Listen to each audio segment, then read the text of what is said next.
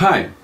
Last week I talked about level 1 of the conceptualization diagram, where the automatic thoughts lie. In this video I will introduce level 2, talking about the underlying assumptions and how level 1 connects to level 2, creating circuits. Today's material is found in chapter 5 of my book, Trial-Based Cognitive Therapy, Distinctive Features. We have three main circuits that connect and feed each other. You saw last week that the behaviors brought about by specific situations at level 1 are the responses that people find or are forced to give because of their personal inclinations or predispositions. However, these so-called situational behaviors, that is, those behaviors caused by specific situations that are repeatedly used by the patient, end up becoming habitual.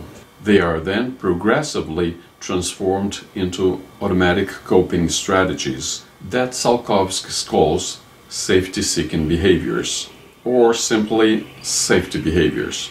Safety behaviors, for example, avoidance, are supported and maintained by the underlying assumptions, second-level cognitions that seek to protect the person from distressing emotional reactions or threats generated by specific situations.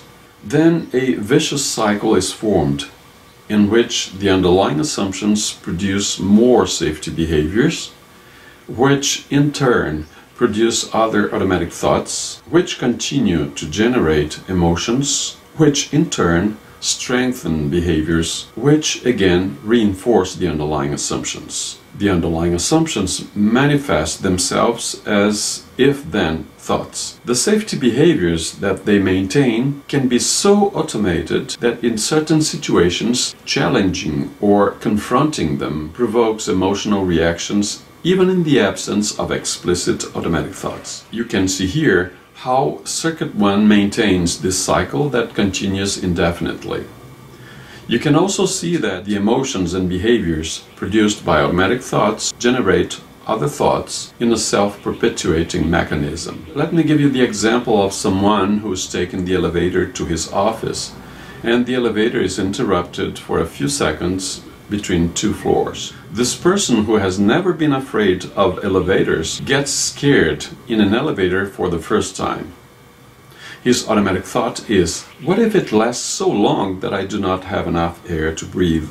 But what happens is that the elevator continues its movement and reaches the desired floor without any problem. The next day, that person decides not to take the elevator. The problem here is that little by little, she is convinced that climbing the stairs is safer and healthier than the elevator, and this is generalized to the rule taking elevators is dangerous. The main component of Circuit 2 is the underlying assumption, if I take the elevator, then I can die suffocated. As a result, this safety behavior progressively generalizes to other situations. It happens that by avoiding elevators, he or she is trying to prevent the I'm too vulnerable core belief from being activated. However, the strategy backfires, making the core belief increasingly easily activated in similar situations. This confirms and further strengthens the underlying assumption that expands as the rule elevators are dangerous, which in turn confirms the core belief I'm too vulnerable. The fact is that these coping strategies are real comfort zones that backfire and prevent effective self-regulation of thoughts and emotions from occurring. If you like this video, give a thumbs up and share it with your friends and colleagues. If you have not yet subscribed to this channel, please do now to be notified when other videos are released. See you next week.